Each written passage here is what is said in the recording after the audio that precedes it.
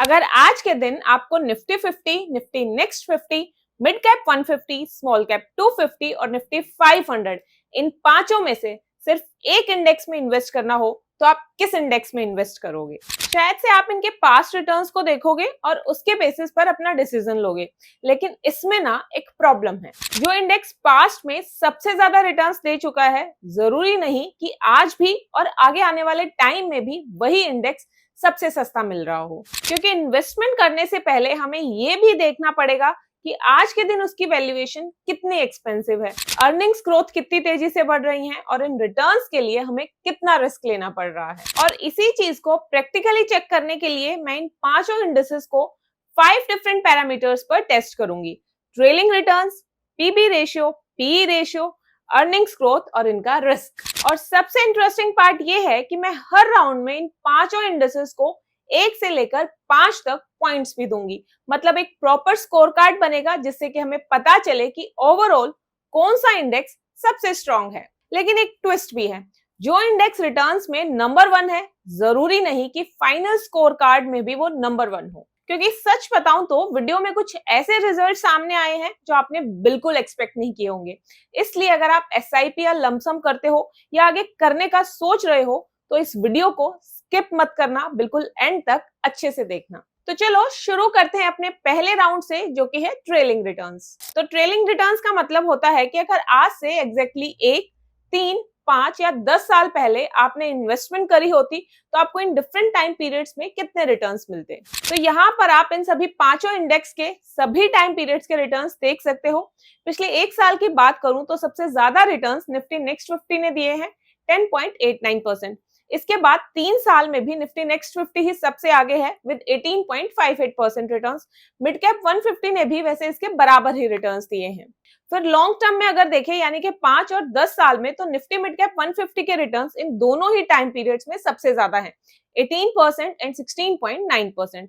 तो overall 2 time frames में Nifty next 50 ने सबसे ज्यादा रिटर्न्स दिए हैं और 2 में निफ्टी मिड कैप 150 ने। अब अगर मैं इन रिटर्न्स के बेसिस पर इन पांचों को पॉइंट्स दूं तो निफ्टी 50 को मैं 1 पॉइंट दूंगी क्योंकि इसके रिटर्न्स सबसे कम है। फिर निफ्टी नेक्स्ट 50 को मैं 4 पॉइंट्स दे रही हूं क्योंकि इसके शॉर्ट टर्म रिटर्न्स सबसे हाईएस्ट हैं और लॉन्ग टर्म रिटर्न्स भी डिसेंट हैं। इसके बाद निफ्टी मिड कैप 150 को मैं 5 पॉइंट्स देती हूं क्योंकि इसके लॉन्ग टर्म रिटर्न्स तो सबसे ज्यादा है ही, शॉर्ट टर्म रिटर्न्स में भी निफ्टी नेक्स्ट 50 के बाद ये सेकंड नंबर पे रहा है। फिर निफ्टी स्मॉल कैप 250 को 3 पॉइंट्स और निफ्टी 500 को 2 पॉइंट्स मिलते हैं। अब रिटर्न्स के बाद अपने नेक्स्ट राउंड पे चलते हैं, जो कि है PB ratio. PB ratio basically ये बताता है कि मार्केट किसी कंपनी की 1 रुपए की नेट वर्थ के लिए कितना पैसा देने को रेडी है।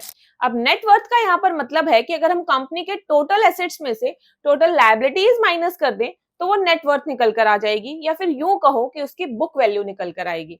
तो बेसिकली उस कंपनी की 1 रुपए की नेटवर्थ के लिए हम उसे कितना पैसा देने को रेडी है वो पीबी रेशियो से पता लगता है। अब पीबी रेशियो का एनालिसिस आपको एक ही बार में तुरंत समझ आ जाए, इसके लिए मैंने आप सबके लिए current PB ratio, last 1 year historical median PB, last 3 year median और last 5 year median PB ratio का पूरा डेटा एक साथ दे दिया है इस टेबल में। साथ ही इस टेबल में आप ये भी देख सकते हो कि कौन सा इंडेक्स डिस्काउंट पे चल रहा है और कौन सा प्रीमियम पे।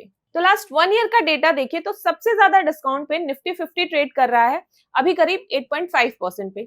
इसके बाद मिड कैप 150 थोड़ा सा प्रीमियम पे है और स्मॉल कैप 250 ना डिस्काउंट पे है और ना ही प्रीमियम पे। फिर 3 साल का डेटा अगर आप देखोगे तो सभी इंडेक्स डिस्काउंट पे ट्रेड कर रहे हैं और सबसे ज्यादा डिस्काउंट निफ्टी 50 पे है। 5 साल का अगर देखें तो स्मॉल कैप 250 को छोड़कर बाकी सब इंडेक्सेस डिस्काउंट पे हैं और यहाँ भी सबसे ज्यादा डिस्काउंट निफ्टी 50 पे है और इसके बाद निफ्टी नेक्स्ट 50 पे है। तो अगर मैं इस पीबी रेशियो के पूरे एनालिसिस के बाद इन्हें पॉइंट्स दूं तो निफ्टी 50 को 3 पॉइंट्स, निफ्टी 500 को 4 पॉइंट्स, निफ्टी नेक्स्ट 50 को 3 पॉइंट्स, मिड कैप 150 को 2 पॉइंट्स और स्मॉल कैप 250 इंडेक्स को 1 पॉइंट मिलता है। 1 पॉइंट इसलिए क्योंकि ये सिर्फ एक ही टाइम फ्रेम में डिस्काउंटेड है, 3 इयर्स वाले टाइम पीरियड में।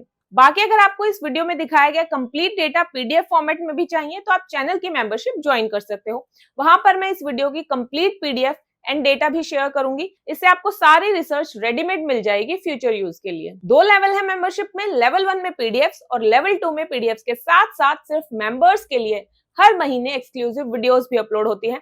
अभी स्क्रीन पर आपको कुछ latest PDFs and special member only videos के स्नैपशॉट शो भी हो रहे होंगे, तो आप चाहो तो अपने हिसाब से कोई भी लेवल ऑफ मेंबरशिप ज्वाइन कर सकते हो। अब पीबी रेशियो के एनालिसिस के बाद चलते हैं अपने नेक्स्ट राउंड पे, जो कि है पीई रेशियो। पीई रेशियो हमें ये बताता है कि कंपनी के 1 रुपए के प्रॉफिट के लिए हम उसे कितने पैसे देने को तैयार। सबसे पहले अगर निफ्टी 50 का पीई रेशियो देखें तो करंटली इसका पीई 20.9 है, जो 1 ईयर मीडियन से 4.1%, 3 ईयर मीडियन से 5.9% और 5 ईयर मीडियन से 5.4% कम है। यानी इतने परसेंट डिस्काउंट पे मिल रहा है। मतलब निफ्टी 50 अपने हिस्टोरिकल वैल्यूएशन के कंपैरिजन में थोड़ा चीपर है। इसके बाद निफ्टी नेक्स्ट 50 का अगर देखें तो इसका करंट पी 19.8 है, जो 1 ईयर मीडियन पी के तो बराबर है, लेकिन 3 और 5 ईयर मीडियन से 10% और 13% कम है। मतलब लॉन्गर टर्म हिस्टोरिकल वैल्यूएशन के कंपैरिजन में ये अट्रैक्टिव लग रहा है। फिर निफ्टी मिड कैप 150 को अगर देखें तो इसका पी अभी 30.2 है और ये 1 ईयर और 3 ईयर मीडियन से तो कम है, लेकिन अपने 5 ईयर मीडियन से थोड़ा ज्यादा है। मतलब रीसेंट हिस्ट्री के कंपैरिजन में वैल्यूएशन अट्रैक्टिव है, बट 5 ईयर पर्सपेक्टिव से अगर देखें तो ऑलमोस्ट फेयर वैल्यूएशन है। इसके बाद आता है निफ्टी स्मॉल कैप 250 इंडेक्स और यहाँ पिक्चर बिल्कुल ऑपोजिट है। इसका करंट पी 34.5 है, जो तीनों ही टाइम फ्रेम्स में प्रीमियम पे ट्रेड कर रहा है। मतलब हिस्टोरिकल वैल्यूएशन के कंपैरिजन में small cap 250 index clearly expensive लग रहा है। फिर निफ्टी 500 की बात करें तो इसका करंट पी 23.2 है और ये तीनों टाइम फ्रेम्स के कंपैरिजन में थोड़े थोड़े डिस्काउंट पे है। अब अगर मैं इस राउंड में इन सभी को पॉइंट्स दूं तो निफ्टी नेक्स्ट 50 को मैं 5 पॉइंट्स दूंगी, निफ्टी मिड कैप 150 को 4 पॉइंट्स, निफ्टी 50 को 3 पॉइंट्स और निफ्टी 500 को 2 points and then small cap 250 को सिर्फ 1 पॉइंट, क्योंकि ये तीनों ही टाइम फ्रेम्स में अच्छे खासे प्रीमियम पे ट्रेड कर रहा है। अब अगले पॉइंट पे जाने से पहले मैं आपको एक चीज बता दूं कि सिर्फ पी लो होने का मतलब ये नहीं है कि फ्यूचर में रिटर्न्स हमेशा ही अच्छे मिलेंगे, क्योंकि पी के साथ साथ अर्निंग्स ग्रोथ भी एक ऐसा फैक्टर है जो फ्यूचर रिटर्न्स को डिसाइड करता है। देखो सिंपल सी बात है, अगर कंपनीज की अर्निंग्स ही नहीं बढ़ेंगी तो उन कंपनीज का प्राइस भी बहुत लंबे टाइम तक नहीं बढ़ेगा, फिर चाहे उनका पी रेशियो कितना भी कम हो। इसलिए अब हमारा अगला पॉइंट शुरू करते हैं, जो कि है अर्निंग्स ग्रोथ। अर्निंग्स ग्रोथ हमें ये बताता है कि इंडेक्स में जो कंपनीज हैं उनकी अर्निंग्स कितनी तेजी से बढ़ रही हैं। अब मैंने आप सबके लिए इन पांचों इंडेक्स की 1 ईयर और 5 ईयर की अर्निंग्स ग्रोथ को कैलकुलेट किया है। आप इस ग्राफ में देख सकते हो कि इन पांचों की अर्निंग्स ग्रोथ 1 साल और 5 साल में कैसी रही हैं।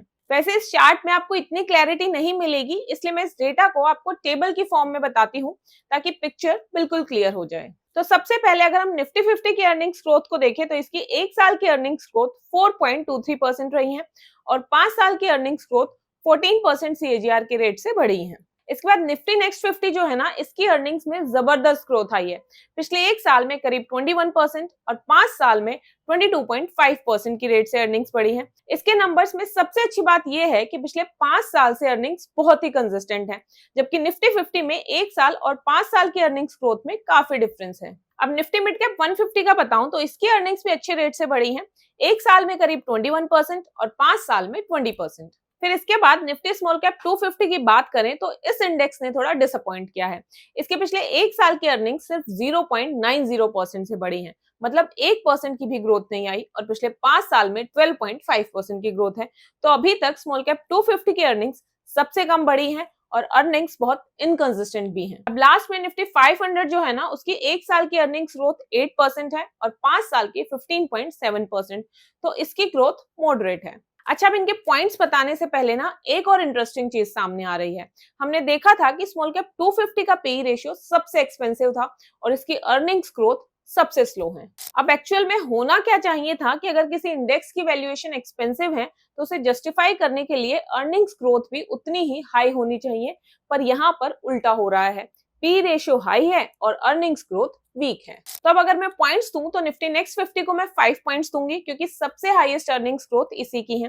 फिर मिड कैप 150 को मैं 4 पॉइंट्स देती हूँ, निफ्टी 500 को 3 पॉइंट्स, निफ्टी 50 को सिर्फ 2 पॉइंट्स ही मिलेंगे क्योंकि इस साल की ग्रोथ काफी स्लो रही है इसकी, और लास्ट में स्मॉल कैप 250 आएगा जिसे सिर्फ 1 पॉइंट मिलेगा। अब बचता है हमारा एक और लास्ट राउंड, जो कि है standard deviation and beta. Standard deviation से हमें ये पता लगता है कि एक इंडेक्स के रिटर्न्स उसके एवरेज रिटर्न से कितना ऊपर या नीचे जा सकते हैं। स्टैंडर्ड डेविएशन जितना कम हो उतना ही इंडेक्स स्टेबल माना जाता है। अब अगर हम इन पांचों इंडिसेस का स्टैंडर्ड डेविएशन का डेटा देखें एक और 5 साल का, तो एक साल के टाइम फ्रेम में सबसे कम स्टैंडर्ड डेविएशन है निफ्टी 50 का और सबसे ज्यादा है निफ्टी नेक्स्ट 50 का। 5 साल के टाइम फ्रेम में भी निफ्टी 50 का सबसे कम है और निफ्टी स्मॉल कैप 250 का सबसे ज्यादा है। इसके बाद आता है बीटा।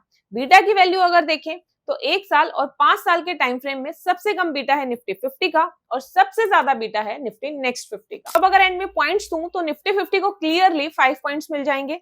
इसके बाद निफ्टी 500 को 4 पॉइंट्स, निफ्टी मिड कैप 150 को 3 पॉइंट्स, निफ्टी स्मॉल कैप 250 को 2 पॉइंट्स और निफ्टी नेक्स्ट 50 को सिर्फ 1 पॉइंट। तो यहाँ हमारे पांचों राउंड्स अब कंप्लीट हो चुके हैं और अब फाइनल स्कोर कार्ड देखते हैं। निफ्टी 50 को टोटल मिले हैं 16 पॉइंट्स, निफ्टी नेक्स्ट 50 और निफ्टी मिड कैप 150 इन दोनों को 18 पॉइंट्स, निफ्टी स्मॉल कैप 250 को सिर्फ 8 पॉइंट्स और निफ्टी 500 को 15 पॉइंट्स। तो निफ्टी नेक्स्ट 50 और निफ्टी मिड कैप 150 18 पॉइंट्स के साथ ज्वाइंट विनर्स हैं। ज्वाइंट विनर्स का मतलब ये नहीं है कि दोनों बिल्कुल सेम है, दोनों की स्ट्रेंथ अलग अलग है। जैसे कि निफ्टी नेक्स्ट 50 की सबसे बड़ी स्ट्रेंथ है अट्रैक्टिव वैल्यूएशन और स्ट्रॉन्ग अर्निंग्स ग्रोथ, लेकिन इसमें रिस्क थोड़ा ज्यादा है। वहीं निफ्टी मिड कैप 150 की स्ट्रेंथ है strong historical returns plus strong earnings growth with lower risk, लेकिन वैल्यूएशन के केस में निफ्टी नेक्स्ट 50 कंपैरेटिवली ज्यादा अट्रैक्टिव है। तो अगर आप वैल्यूएशंस प्लस अर्निंग्स ग्रोथ को प्रायोरिटी देते हो तो निफ्टी नेक्स्ट 50 इंटरेस्टिंग है, और अगर आप historical returns plus growth plus lower risk का कॉम्बिनेशन चाहते हो तो मिड कैप 150 फिर स्ट्रॉन्ग ऑप्शन है। बाकी आज का ये स्कोर कार्ड कोई बाय या सेल रिकमेंडेशन नहीं है, ये सिर्फ इन पांचों इंडिसेस का एक कंपैरिजन है और आप सबके लिए एक एनालिसिस है ताकि आप करंट मार्केट सिचुएशन को अच्छे से समझ पाओ, क्योंकि अल्टीमेटली बेस्ट इंडेक्स तो वही है जो आपके रिस्क एपेटाइट और आपके इन्वेस्टमेंट होराइजन में फिट बैठे। तो ये थी मेरी आज की वीडियो। आपको ये एनालिसिस कैसा लगा मुझे कमेंट्स में जरूर बताना, और अगर आपको इस एनालिसिस की पीडीएफ चाहिए तो आप मेंबरशिप ज्वाइन कर सकते हो। Thank you so much for watching, see you guys in next video. Till then happy investing.